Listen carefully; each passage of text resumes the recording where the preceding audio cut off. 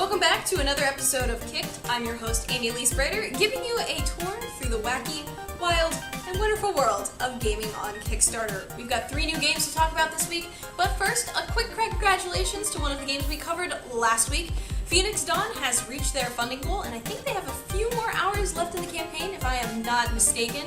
So if you're still interested in giving them a quick hand in their campaign, I would recommend jumping on that right away. But otherwise, congrats to the team over at Apixel, and hope to see the game out soon. Our first game this week is from a former Media Molecule developer who has broken away from the company to create his own game. And from a big deviation from the Little Big Planet and Tearaway game series, it is involving steampunk mechs. Yes, you heard me right. The game is called Ironcast, and it is 1 part matching game, 1 part turn-based strategy game. You play one of the mechs who's battling it out for British independence in the steampunk Victorian era, if you go for alternate history, that is.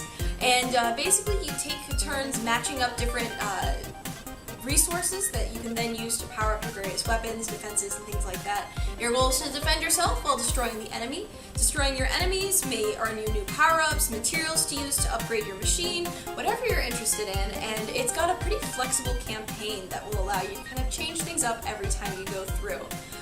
They've got 9 days left to go on their campaign, and they're at £8,000 raised of their £10,000 goal. So if you're interested in seeing some Victorian steampunk glory coming out in the near future, I'd recommend giving them a look.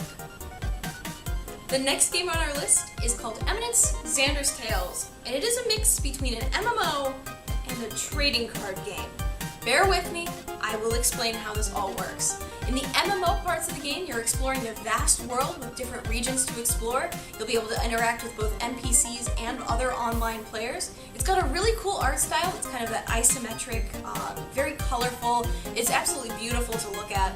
But when it comes time to do battle, either against the creatures you encounter in the world, or if you want to do some PvP, it's all done in a trading card game. As you progress through the world, you're going to collect different cards of varying powers and different styles, and basically it's kind of a card matching game where you're going to be tiling out the cards to try to take over the entire board.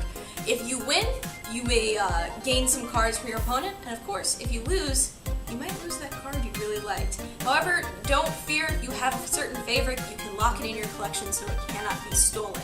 But high risk, high reward. You may win a game and gain some really cool cards. Or, you can roll the dice and lose some of your own. They have 9 days left to go, and they've already gotten just about £30,000 pledged. They're aiming to hit £50,000, so if you'd like to see this world come to life, go check them out. Our final game this week is called Black Hat Oculus, and it's a cooperative 2-player game that's 1 part hacking simulation and 1 part stealth game. Yes, these two actually get quite along because each player takes a different role. One plays Hammer, who's the guy on the ground, stealthing through different territories and businesses on his way to find some treasure. Or you could play the hacker, Spice, who can kind of scout ahead and disable security systems, whatever it may be needed to help his guy on the ground. You'll be able to, the key is communicating, and yes, as Hammer you may get a little annoyed with your hacker, but you can always choose to go against his wishes if you want to take the risk. They are just short of their $4,200 goal, and they've got 14 days left to go on this campaign, so I highly recommend if you're interested, check it out.